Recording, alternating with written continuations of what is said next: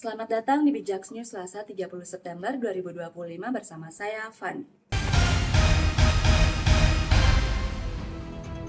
Ya, koruptor itu brengsek, dia nyolong berat. Ada yang nyolong 2T, ada yang nyolong 3T.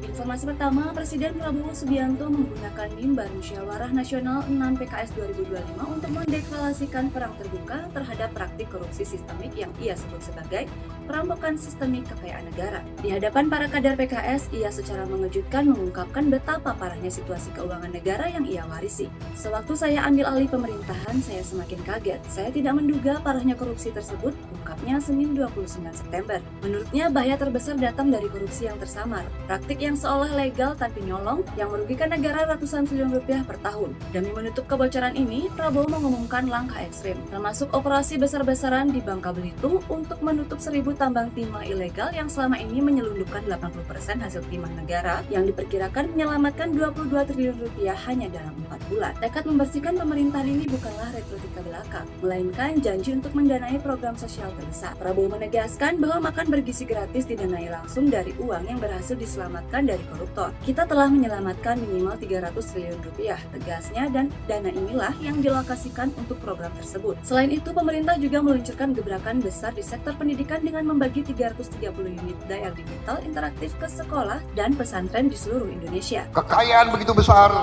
hanya dinikmati oleh segelintir orang saja. Ini yang akan saya lawan. Dengan bangga, ia menantang balik pihak yang meragukan sumber dana programnya. Uangnya dari yang bocor-bocor itu, Bung. Komitmen ini juga mencakup pembangunan tangga laut Pantura, modernisasi 1.500 kapal nelayan, dan pembangunan koperasi di 80.000 desa. Membuktikan bahwa politik berani berhadapan dengan korupsi adalah satu-satunya jalan menuju kemakmuran rakyat. Informasi kesehatan, Kepala Labkesda Jawa Barat, Dr. Rian Bayu Santika, menyebut keracunan program MBG dipicu bakteri Salmonella dan Bacillus cereus dari komponen karbohidrat akibat penyimpanan terlalu lama Minggu 28 September. Informasi nasional, Presiden Prabowo memuji PKS karena mengusulkan Yasir akibat ITB sebagai menaker di Kabinet Merah Putih. Boleh juga PKS ini, ujarnya dalam Munas 6 PKS Senin 29 September. Informasi luar negeri, BBC melaporkan ex-PM Inggris Tony Blair masuk rencana memimpin otoritas transisi Gaza pasca perang, didukung Amerika Serikat dan negara Teluk. Kantornya menegaskan tak akan gusur warga Minggu 28 September. Sampai bertemu di informasi bijaks